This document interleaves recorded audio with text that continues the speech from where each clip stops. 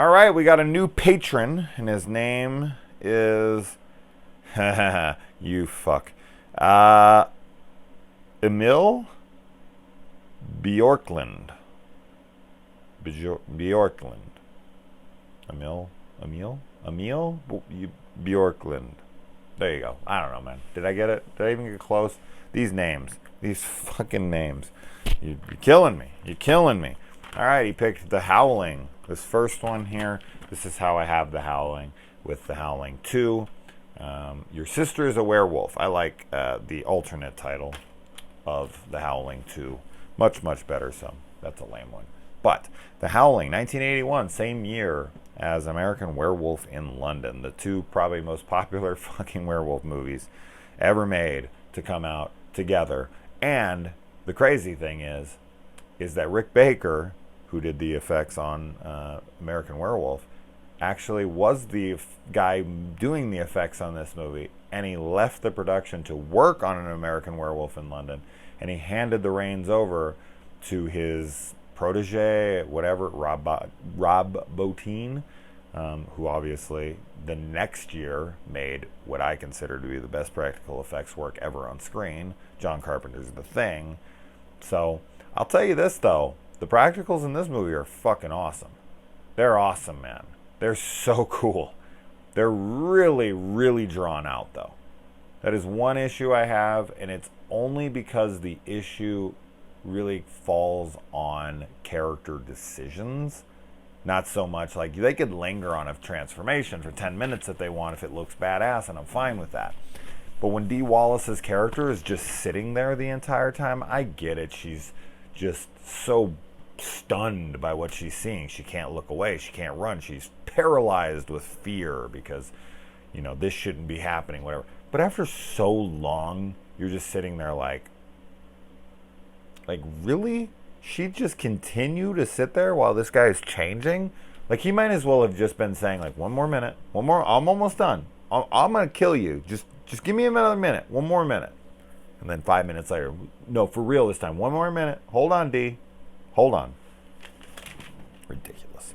So this is directed by Joe Dante, director of obviously Gremlins and Burbs and Amazon Women on the Moon, which is such a good movie that not enough people talk about. Just the opening with Arsenio Hall alone is so, so good. But my favorite segment in that is the doctor who keeps coming in with the baby, and it's not the baby, but he's like, that is not a baby, that's a Mr. Potato Head, is one of my favorite lines ever. Oh, I love so much of Amazon Women on the Moon. He also made Piranha and so on and so forth. Whatever. Okay, moving on. Now, this franchise is something that I've always wanted to do on the channel, and so when anybody requests it or something, I typically am like, no, I don't like doing films from franchises unless I'm just going to do the whole damn franchise. But he asked, he just became a patron, and I'm like, oh, fuck it. You know, I'll get to the other Howlings at some point, no doubt. I know somebody wants, I know some people want me to do like a Werewolf Wednesday or something, but let me tell you what. Or in a Stephen King Saturday, and like have every day of the week booked. I don't have the fucking time for that. You guys want to start paying me enough money for this to be my full-time job? Then, okay. I'll do a Werewolf Wednesday and a Stephen King Saturday, I promise. But until that day, we're going to keep it how it is. Because that's what I can muster, mister. So as I said, we got Dee Wallace in here. I do want to do this franchise, except for I don't want to ever watch Part 4, The Original Nightmare, or Part 7. What was that one called again? New Moon, or no, wait, something, Moon Rising, some bullshit, man. Terrible film. 4 and 7 are dreadful. Although, I do like 2 and 3, 5 and 6, a good amount. Like, those are super fun films. So I would absolutely watch and review those. But 4, sitting through The Original Nightmare again is my original nightmare. I've seen it like twice now, and both times were just awful. And let me tell you, I had to sit through another awful film tonight that was requested off of a patron as well. So please, no fucking Howling 4s. So this opens up with a sting operation that Dee Wallace is on. There's this guy that's been antagonizing her. She's a famous, news anchor, and she goes to this peep strip club thing. So she goes to a peep show, and I like how like all the guys. So there's a bunch of horny dudes in there, and you'd think Dee Wallace, who's a pretty attractive woman, walking in there, would get like a bunch of guys being like, oh, hey, babe, like I'm already hard, let's do this. But no, like all of them hang their head in shame and like run out of the store as soon as they see her in there. Like, oh my God, please don't look at me without makeup. You know, it's kind of one of those things where it's like they're so embarrassed to be seen by someone who's attractive, or even maybe just female, but I think it adds to it that she's attractive. Like they're like, oh my God, she's never going to want to be with me. She's going to think I'm a pathetic piece of shit for being in here. So I thought that was kind of realistic and funny, because you would think that it would be the opposite. It'd be like, hey, baby, check what I got out. You don't need to buy anything in here. I got all the equipment you need right here. Some kind of bullshit like that. But we don't get anything like that. I like how the peep show that they pick is like some fucking snuff film, rape porn, fantasy porn. Which is very animalistic and actually fits the tone of this film. Like everything in this film is very animalistic. So I think that the peep show definitely follows suit with that. The guy who runs the news network, I'm not sure what the actor's name is, but I just know that he's R.J. Fletcher from UHF. Fuck, I love that damn movie. I'm not going to get into lines. I'm not going to do it. It's so hard, though. That is such a quotable film. If you haven't seen Weird Al Yankovic's UHF, you are doing yourself a disservice. Let me tell you what. I like how when she sees this guy who's now turned into a werewolf, she's so scared and so shocked by what she's seeing, she can't scream. She's like, I mean, I think that's extremely realistic. And a good addition into the film. And then she can't get this out of her head, although she can't get the memory out of her head, but the whole point of the film is that she has amnesia and can't remember what happened, so that's why she goes to this getaway retreat. So it's like, what is it? Did she forget it? Or did she remember it? Like, what is happening here? Because she keeps having these like dream sequences, and she keeps having these memories of what happened, but then they say she has amnesia and she can't remember what happened. It's very contradictory. Like I can fudge it to make it work. Like there's trauma there that she remembers, but she can't remember the exact details. Fine, okay, but it does feel very contradictory when the whole film is like her waking up in cold sweats because she keeps dreaming of what happened, and then her basically waking up and being like, I just can't remember what happened. I assume what it is that she can't remember is the guy's face. Everything leading up to it and such, she does remember. So maybe it works. You know what I'm saying? You know what I'm saying? Her husband in this is definitely trying to embody some Tom Atkins and failing miserably. The chicks in this movie very much outclass the guys sexually in this film. A lot of the guys in this movie are not sex symbols, and a lot of the chicks in this movie are, and it's kind of funny to watch. I do like the husband though in the beginning, because his wife has just had some really terrible thing happen to her, and when he tries to have sex with her, she's like, oh, I'm sorry, I'm just not in the mood for it yet, or I'm not ready for it yet. And he's like, okay, and he just rolls over and he goes to bed. Super cool, super understanding, doesn't give her a guilt trip, isn't like over like sympathetic, like, oh my God, or like, you gonna be okay? Like, no, he's just like, okay, babe, like, all right, that's fine, I understand, I'm gonna go to sleep. Like, totally cool about it. Super cool stand-up guy. But then, he gets bit by a werewolf, and this is when the dude starts definitely changing. And as I wrote down here, he eats, he cheats, and he beats. And we'll get to all of that here in a minute. And all right, so I like how the first person, like one of the first people that they run into at this little retreat getaway, that's supposed to cure them of what's going on, of her mental ailment, is a guy proclaiming that he wants to die, that he can't take it anymore. I was like, that's not a good introduction to this group. That is not the way that you want to go. Then you get the nymphomaniac character here, who's the last character you see in the film. And she goes over to Dee Wallace's husband, and she's like, hey, and he's like, I'm just looking for my wife, and she's like, why? That's great. That's great. And he's just like, nope, nope, nope, nope. Don't you dare try to get me to fucking do that. No. And we get Dick Miller in here, which is pretty damn cool, and he runs some bookstore where he, doesn't really believe in the shit that he sells, but maybe he does. I didn't know how to read what he was saying, like whether he was like, I just sell this shit and I know a lot about it, or is he like, I believe in this shit and this is why I sell it. I don't know. What did you guys think? If of his character, I'm not really sure how to read him. I will tell you this though, and I was very, very proud of myself here. So when they walk in the bookstore, there's a corpse, because he runs some kind of like antiquity shop, some like bazaar where it's like he's got all these random crazy weird items, whatever. So in the back he has a corpse in a wheelchair, and fucking instantly. It's been years since I've seen this movie, so I don't remember if I ever noticed this before, but like boom, as I said, instant. I looked at it and I was like, that's Grandma from Texas Chainsaw Massacre. I know that fucking corpse. I know that wheelchair. That's 100% that. And so like I paused the movie and I immediately went on IMDb and I looked in through the trivia, and lo and behold, that is the actual prop from Texas Chainsaw Massacre. And I was like, yes, I fucking knew it. Man, it's on screen for like a second or two. But man, I saw it and I was just like, Texas Chainsaw Massacre. I know that's it. I gotta look this up. That's so cool. So it is indeed. It is indeed.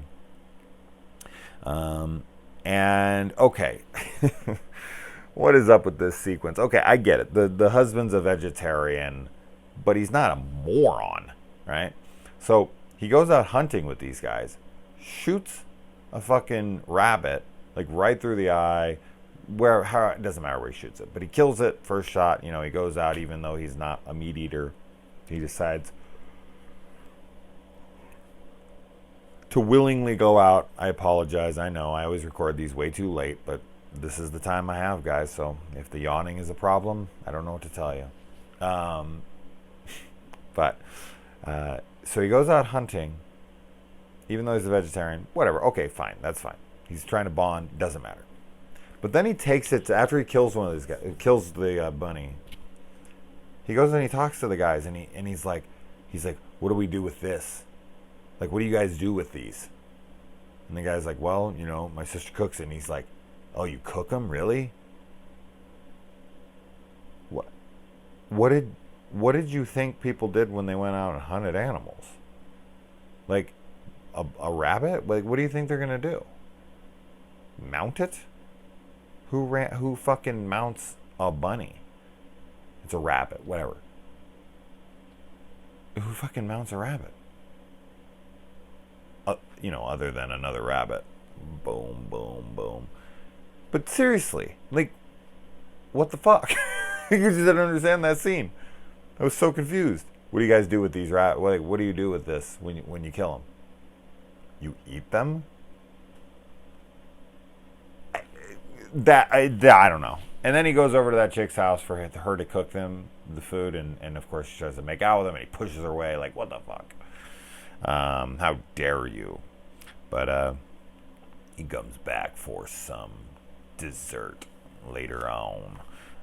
And let me tell you what, holy fuck, does this girl have a phenomenal body in this film. This is like life force amazing. Jesus Christ, this girl's body. Oh my Lord, she has just perfection. And I love that the first transformation that we see in this movie is two characters fucking. You want to talk about animalistic?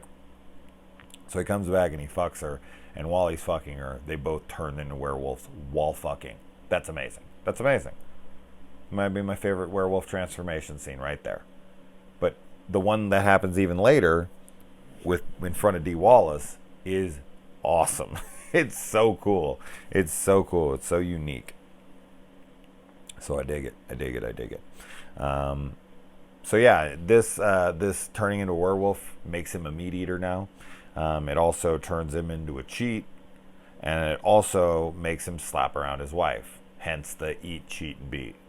So yeah, he's not the greatest guy when he's wolfing out.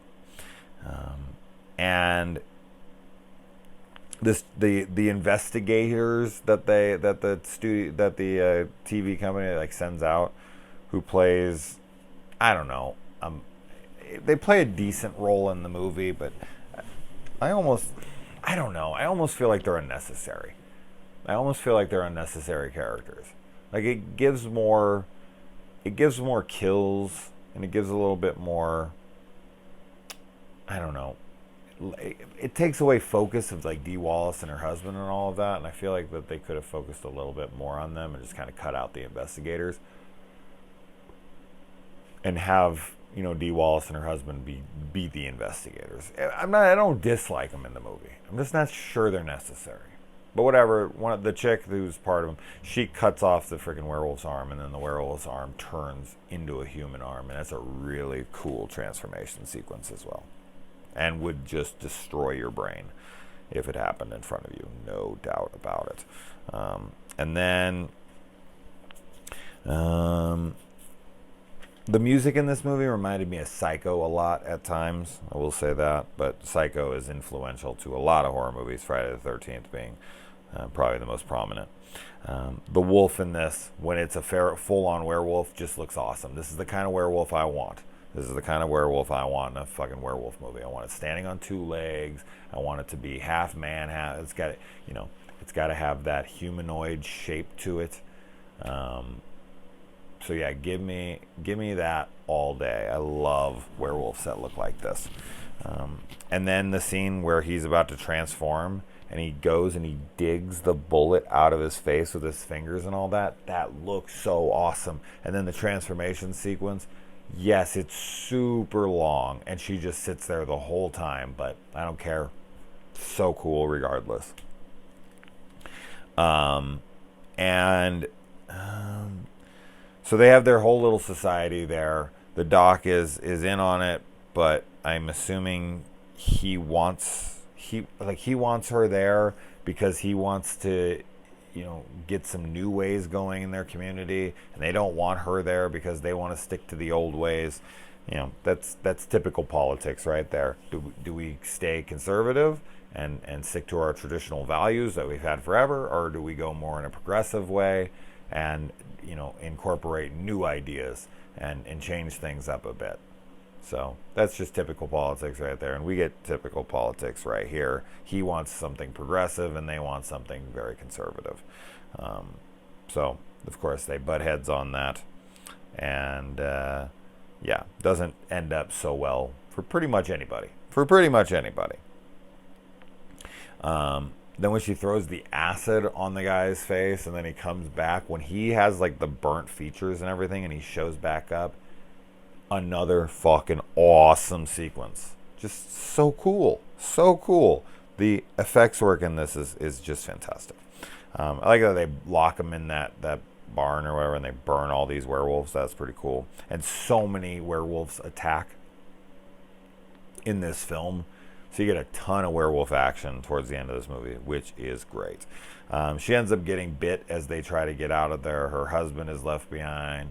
The other chick dies. So you've only got the male investigator guy that went there, and you've got Dee Wallace. And they decide that they need to call out this pact that all these werewolves exist. And so Dee Wallace goes on TV knowing that she's going to die because that guy has a gun there with him to kill her. And she exposes the truth live on air, and then she gets shot. And she actually cries before she fully forms, because I think she realizes, like, in that moment, like, this is it. I'm gone. Like, I'm going to go animalistic, and then I'm not going to ever come back. There will be no more me. And I'm just trying to let everyone in on this. And of course, it ends up being that most people don't believe her, and the people who do don't seem all that credible. God, I've been fucking just stifling yawns right and left. It's crazy. I'm like trying to take these like minor breaths, and it's so annoying. But yeah, it's so sad. She fucking dies for no reason, seemingly. Like, you'll have the conspiracy theorists and the idiots that will say they'll believe in fucking anything, and there's tons of them right now. Tons of them who have, like, Facebook PhDs. Oh my God, I saw a YouTube video, so I'm so much smarter than everybody else. Fuck doctors and fuck the CDC and fuck everything. I'm so smart. I did, like, 14 minutes of research. Please listen to me, and if you don't, I'll unfriend you. People are fucking morons. Anyway. Yeah. And then we get the famous closing line of how do you want your hamburger? And you got the hot nympho chick saying rare. Which when I was, I think, did I see it? I'm trying to remember if I saw this when I was a kid and if I even know what that meant. But all I know is that they then focus on a burger cooking on a fucking stovetop for like the entire credits, and I'm looking at that thing like, dude, you just cooked that thing for like 5 straight minutes. That shit ain't rare. That's what I kept thinking when I was watching. I was like, that ain't no rare steak, man. You just like tap it on both sides, and you want it rare, where it's like super, super, super red in the middle. He cooks it way too long for that. Anyway, so Emil, thank you for your donation to Patreon. This is a fun one. I definitely think that it's an overlooked one, even though it's popular, and even though it spawned way more sequels than American Werewolf in London did. I still feel like this one is talked about very little. Like, I almost never hear anyone mention The Howling. Even when werewolf movies get brought up, it's not one of the go-tos for a lot of people. You know, it's not my favorite. My favorite werewolf movie, as you guys know, is Bad Moon. Although I'm a big fan of Big Bad Wolf, too. I think that's such a cool flick. I've gotten a lot of requests for werewolf movies lately, like Dog Soldiers and Ginger Snaps. And I just keep getting werewolf films requested from like patrons and whatnot. So I think you'll see a lot of werewolf movies coming soon, and vampire movies, vampires and werewolves. We've gotten like fucking 3 vampire movies and like 3 werewolf movies, all in the last like week or so. So people like those traditional monsters, I guess. So anyways, we'll get to those soon. Adios.